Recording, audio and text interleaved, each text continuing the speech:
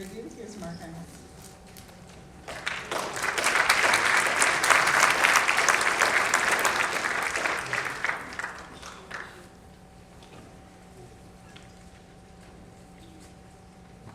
I know that we thank Tasha for work on putting this conference together, but this is the head of CCL for the fourth largest economy in the world. That's a pretty big job.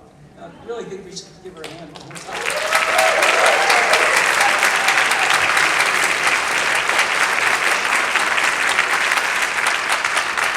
So 11 and a half years ago, Marshall Saunders started talking to me, that was the founder of Citizens Climate Lobby, about running CCL with him. And we would have breakfast together once a month, and I had a hard time understanding what he was trying to get at.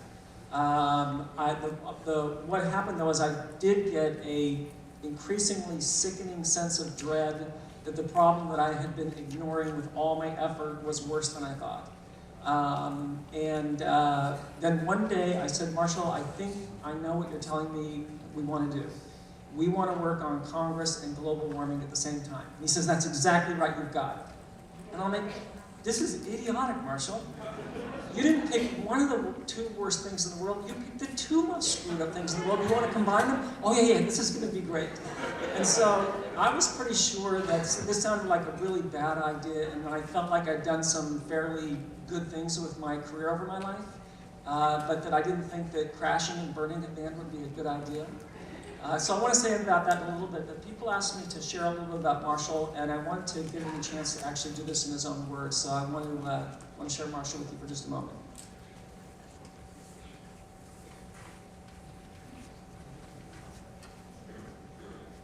Back in about 1994, I was just a new results partner, and the group called and said we had a meeting with a member of Congress. And so we walked into the member's office.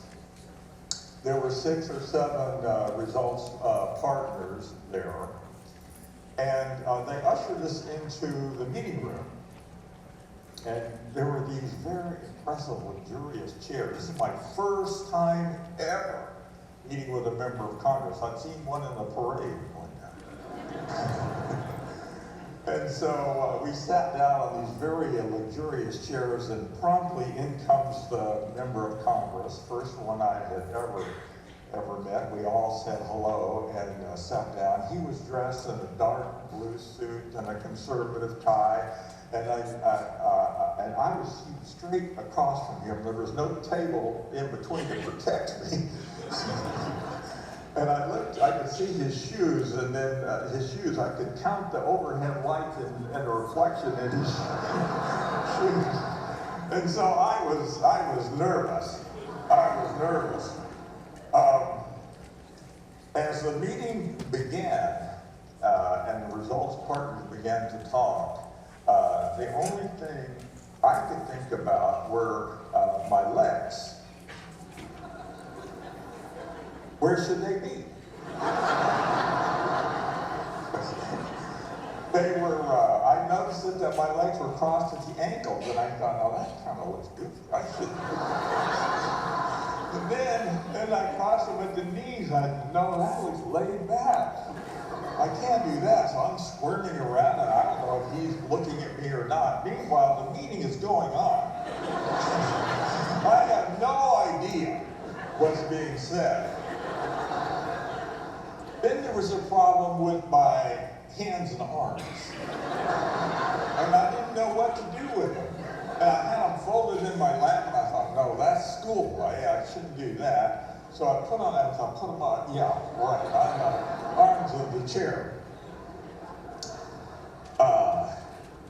And the results partners were talking about different things. But I didn't know what they were talking about. I wasn't listening. And then I did notice that the lady next to me, I think it was Anne Marie Borback, she was beginning her talk, and I thought, well, I've got just enough time to run my talk through my head one more time. And that's when I discovered that I didn't remember what my talk was about. Really, I mean, I was stunned. It was a blank. And I said, Lord, if you'll just give me the first 2 words, I'll take it from there. But the Lord did not respond.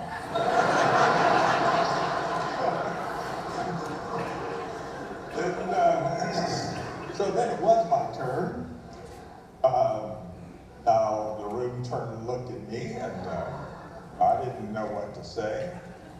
The group leader, Bruce Underhill, said, Marshall is going to talk about the microcredit bill in the House. And I thought, oh yeah, the microcredit bill, right. Well, just a word for our group leaders. Thank you very much. I'll never forget. So I practiced this thing too much, probably. So I started talking, and it really came out good. You know, like I practiced that once. Mr. Bill Gray, I asked him at the end of my talk if he would co-sponsor a microcredit bill that was in the House at the time. And he said, call back in a couple of days. And so I did, and he was going to sponsor the bill, co-sponsor the bill.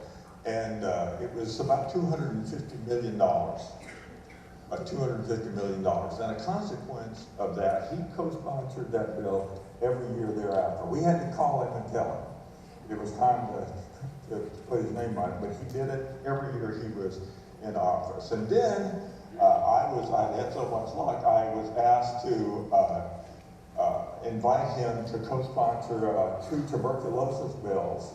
One was domestic, and then one was a global. And that was the beginning of the United States funding tuberculosis. And that bill, that bill later encompassed AIDS, tuberculosis, and malaria. And that thing, last time I took a look, it was over $1 billion. And of course, it wasn't just Mr. Bill Bray, it was my results partners all over the country having success and all working together in an organized, coordinated way.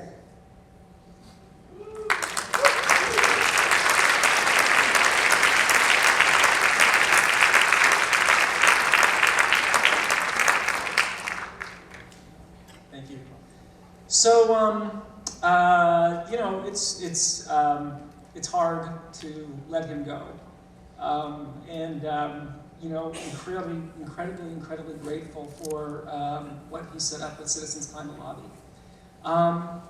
I personally believe that we're doing the most important work on the planet right now.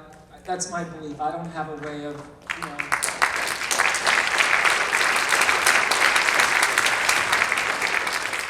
I can't prove it, there's nothing scientific about that, but I do believe that. I believe that every day, that what you and I are doing together is the most important thing that we could be doing. Here's what I do know for sure, is that if Marshall had not started CCL, I would not be working with you.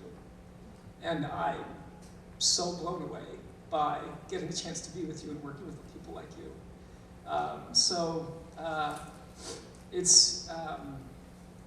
It is incredibly rejuvenating for me to get to come here and be with you for 2 days. When Marshall first brought me onto CCL, he wrote me this handwritten note and it said, I just need you to start a few more of these chapters. That was the whole job description. I'm like, okay, cool, I can do that. So as the organization grew, I keep bringing in that note, and I'm like, Marshall, where was all this other shit?